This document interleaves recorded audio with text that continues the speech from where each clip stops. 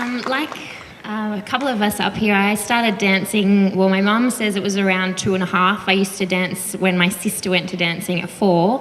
I would dance next to the teacher at 2.5, jumping around and holding her leg. So that's where she says I started dancing. But pretty much from then on, I haven't stopped. I danced all, through my youth and into my teens. I went to a fantastic male teacher on the Gold Coast named Robert Sturrock, and he's now in Melbourne, who just really sort of drove into us, because he'd had such a great career himself down south.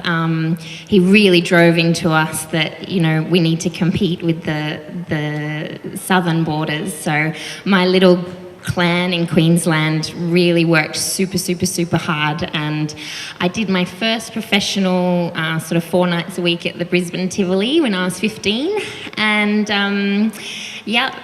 Movie World, Jupiter's Casino, and then flew the nest and moved to Melbourne at 18, where I became a regular in Melbourne Tonight, doing my first gig with Jason. It was one of my first big gigs, was the Logie Awards opening at 18. Became a Channel 9 dancer, and then auditioned for my first big musical, which was Fame the Musical, for Kelly and David Atkins, Kelly Abbey, and that was at 19. Toured around for 2 years doing that, straight into Footloose and Oh What a Night, and then into Happy Feet 1, and then moved to London for a couple of years. And I think the biggest thing from training where I was in Queensland was always thinking, there's always someone better than you, and you just have to keep on working. And that was really driven into me such an early stage that, I constantly think that today, always and always will. So it just kind of keeps you working that little bit harder.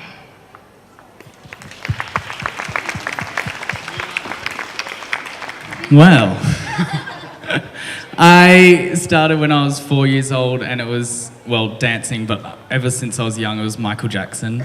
It was when Beat It and Thriller and all of that was out, and I'd be in front of the TV and I'd be like, dun, dun, dun, dun, dun. Like my mum would be like, oh my God. So there was this amazing school called Johnny Young Talent School in Perth.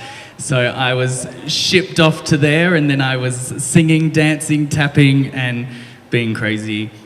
And I never stopped. I always knew that that's what I wanted to do, and I was so headstrong about dance and just loving it. And I really loved my teachers growing up, because I didn't really know about pointing my feet and kicking till I was like 12. I didn't realise, you need that thing called technique. Like, I was so brought up going, this is all fun and it's all about performing and just making people feel something. And it was just cool that it was more, I was allowed to, in my class, I was allowed to, at 12, make up my own solos and everything, which always led me to go, I want to be a choreographer. I want to be someone behind the scenes. I love performing, but I get more of a buzz being the person side stage going, oh my God, and running around frantically. It's really cool. And then, what you may not know, at 17 years old, I then went into business with a dance school in Perth, and I ran a dance school for 3 years. In Perth. I don't know what I was thinking. But from 17 to 20, and that to me was like my university.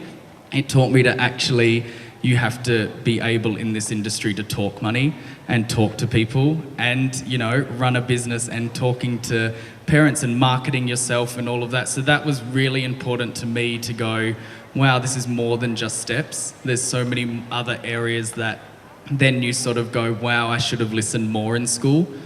And that's a huge thing. School really, really does help you build a career in dance.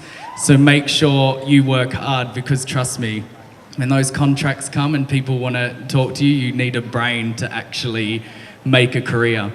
And then at 20, I just went, I need to take a risk. Is that parents clapping? There you go. Do well at school, trust me. It will help you. And then at 20, I thought, I was doing a workshop, and I never thought that I don't know, for some reason that you could make, professional dancer was a thing. I just thought, this is fun, and I was teaching in Perth, and sometimes you get stuck in your own little world. And then a choreographer from LA came over to Perth, and it was back in the day, it was Teresa Espinoza. And I remember I was doing her class, and at the end she came up to me and she was like, you should really do something with your dancing. And it was the first time it made me click to go, wow, maybe I should. So then I took a risk and went to Sydney, and then a good friend of mine, Amy Powell, who was a dancer at the time, lived in Sydney, and it just all worked out. Some things I think are just meant to be. And I think it's important now as teachers just, watching this and watching the circle of students and people who, people working for Jason as their first job and that. It's amazing the power of what us as teachers can inspire you to do. So, for us, it's a really big job to be a teacher because, just like Teresa Espinosa would never know that those words encouraged me to go do that. Do you know what I mean? So if you're a teacher, just know your power. Yeah, it's very special. So that's from me. Done.